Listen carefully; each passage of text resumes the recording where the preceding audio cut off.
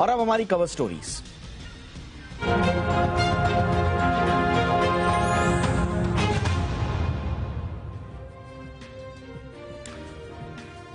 महंगाई के मोर्चे पर सरकार को फिर झटका लगा है। सितंबर महीने में खुदरा महंगाई दर यानी कि सीपीआई में बढ़ोतरी देखने को मिली है, तो वहीं देश की औद्योगिक विकास की रफ्तार में भी लगातार गिरावट देखी जा रही है। सबसे पहले बात करते हैं सीपीआई यानी खुदरा महंगाई दर की। सितंबर महीने में सीपीआई अगस्त के 7% से बढ़कर 7.41% पर आ गई है। इस बार महंगाई जानकारों के अनुमान से ज्यादा रही है। एक्सपर्ट्स ने सितंबर में महंगाई के 7.32% रहने का अनुमान जाहिर किया था। महीने दर महीने आधार पर सितंबर में ग्रामीण महंगाई रूरल इन्फ्लेशन दर 7.15% से बढ़कर 7.56% पर आ गई है। शहरी महंगाई भी बढ़ी है। शहरी महंगाई दर 6.72% से बढ़कर 7.27% पर आ गई है।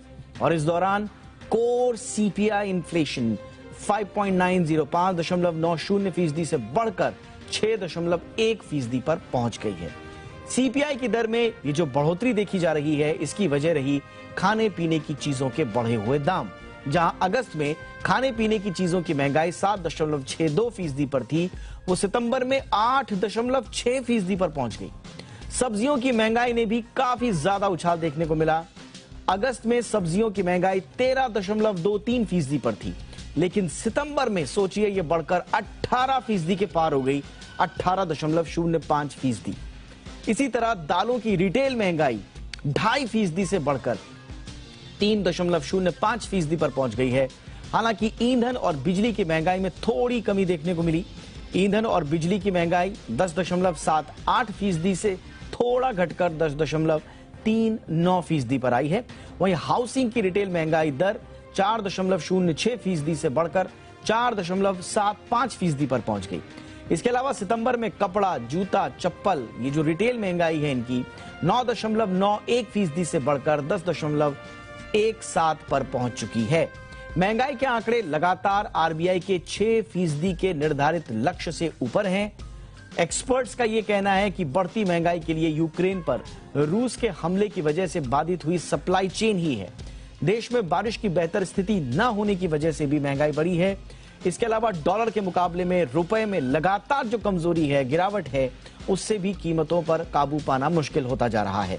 सरकार ने कीमतों पर काबू पाने के लिए एक्सपोर्ट पर रोक लगाने जैसे उपाय किए, लेकिन इसके बावजूद इस साल खुदरा कीमतें लगातार आरबीआई की निर्धारित सीमा से ऊपर ही बनी हुई हैं।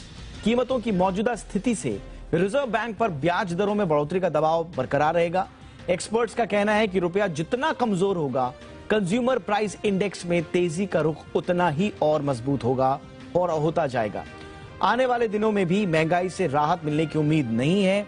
रेटिंग एजेंसी S&P ग्लोबल के मुताबिक अगले साल मार्च तक महंगाई से कुछ राहत मिल पाएगी, उसके बाद ही, लेकिन उससे पहले राहत मिलना मुश्किल है। एक तरफ सीपीआई के मोर्चे पर झटका लगा है, तो दूसरी तरफ देश की औद्योगिक विकास की रफ्तार अगस्त में धीमी हो गई। अगस्त महीने में इंडेक्स ऑफ इंडस्ट्रियल प्रोडक्शन यानी कि आईआईपी 18 महीने के निचले स्तर पर आ गया, नेगेटिव में चला गया।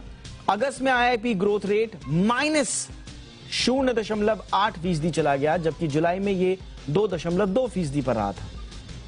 जबकि एक साल पहले ये समान महीने में औद्योगिक उत्पादन 13% की दर से बढ़ा था। इस साल मई महीने में इंडेक्स ऑफ इंडस्ट्रियल प्रोडक्शन का आंकड़ा 19.6% पर जा पहुंचा था, लेकिन उसके बाद से लगातार इसमें गिरावट है और अब तो ये नेगेटिव जा चुका है। हालांकि माना यह जा रहा है कि लो बेस इफेक्ट के चलते भी यह आंकड़ा इस तरह का दिख रहा है। बता दें कि आईआईपी के जरिए देश के औद्योगिक विकास की गति को नापा जाता है, जिससे पता लगाया जा सकता है कि देश में औद्योगिक विकास की रफ्तार किस गति से आगे बढ़ रही है।